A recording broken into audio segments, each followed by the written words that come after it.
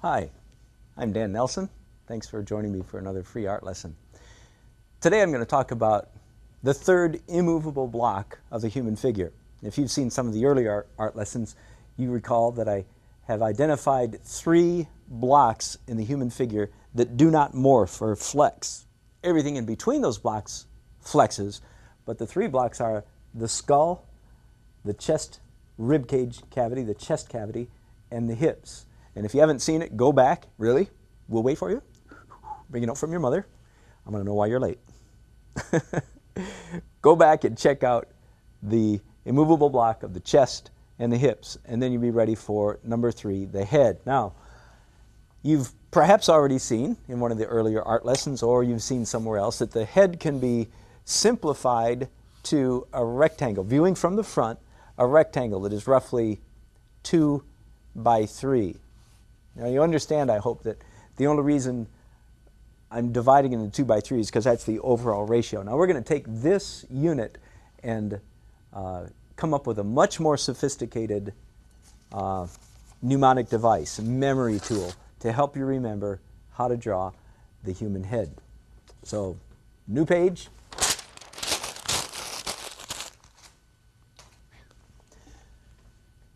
I'm going to begin this one, a little bit switch on you. Instead of drawing the human head from the front first, we're going to do it from the side, because I want to teach you what I think is the best tool, the best memory device for remembering the shape. A lot of art books try to condense the shape of the head into an egg-shaped.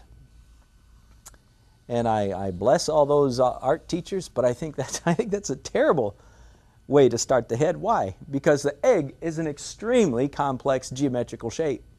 I mean, it's very hard. If you don't think it's hard, please draw me an egg right now. Ha! Gotcha. It's hard, isn't it? Very hard to do an egg. Here's another one that's a little simpler, and I've used this often in the past. The head is essentially the shape of a ball in a bucket.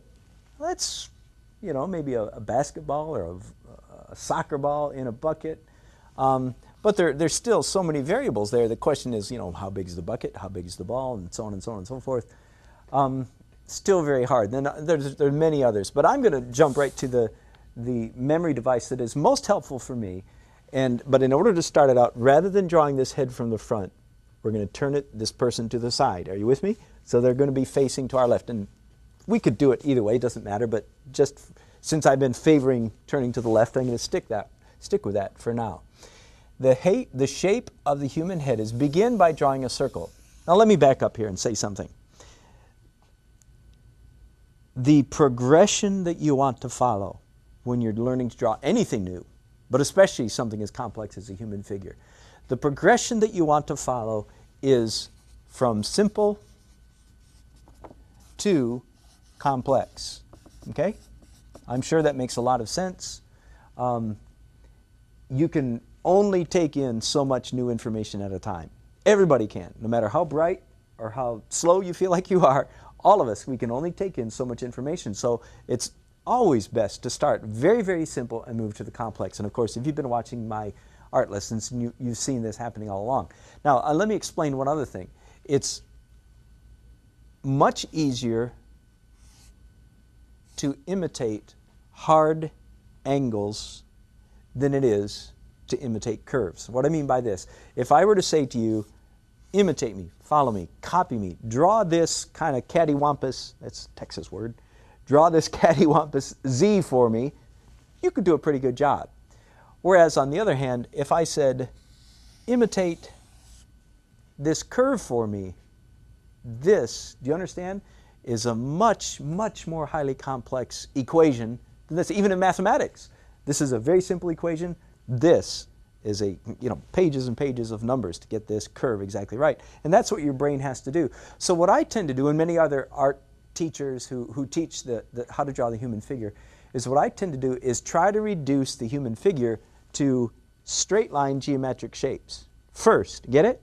Do straight geometric shapes and then advance to curves. Does that make sense? So that's what I'm doing here, with one very important exception, and that is that the circle is a simple geometric shape. All right, You may not be able to draw it perfectly the right time, but that doesn't matter. You keep your hand going around until you get a circle. Does that make sense? So even though I'm always trying to operate from simple to complex, that means I'm usually going from straight geometrical shapes to curves. There is one exception, and that is a circle is a simple geometric shape. Okay, having said that, the human head viewed from the side can be seen as a circle drawn into quarters. Okay? And then this person is facing this way. Here's what I'm going to do, just to make it simple. First of all, I'm going to draw a child, like a 2, 3, 4-year-old child. Very simple. You take this lower left quadrant and turn it into a square. And there we have a child's skull. Now some of you are saying, I don't see it, I don't see it. Okay, I'll help you out just a little bit. There's a button nose, there's an eye, there's a mouth, here's a neck, here's an ear. Are you with me? Do you see it now? That's a human skull. Now, we have to make some changes for this to go from a 2 or 3-year-old, but I wanted to start there to just get you to see. I think this is better than an egg. It's better than a ball in a bucket. Is a circle where one of the corners, one of the quadrants of that circle is turned into a square. Okay, now let's go to the step 2.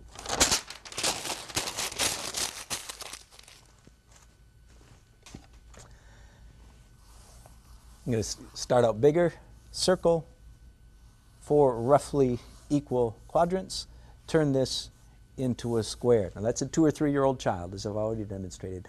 Now if we'll simply make one change in this, I'm going to change this from a square into a rectangle. Now you might say, but how long is the rectangle? Let me see. I would guess I'm adding a third of the square. I mean, I'm adding 50%. Divide the square in half and add that to there.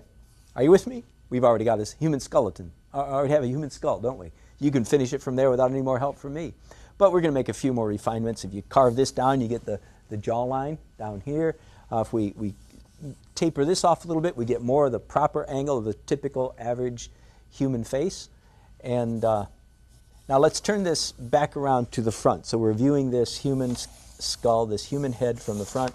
We started with a circle. By the way, it's okay that your circle's a mess. Do you understand? Don't be trying to get it all perfect and get all uptight.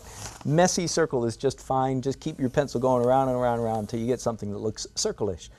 And if we were to draw a square at the bottom, we would have a very, very, very odd-looking shape, something like that. So you know that's not right. So I'm going to do things to this. I'm going to do 2 things to this skull from the front to make it more human. The first thing I'm going to do is shave off the sides of this circle. And then, even more than that, I'm going to shave off the sides of this block. Does that make sense? I know, I hope that's not too complex. Maybe that's about as far as we should take it for today's lesson. The most elementary human skull. Now, just one more thing very quickly. Where do the eyes go? Halfway from top to bottom. I think most of you have heard this. The eyes go right there.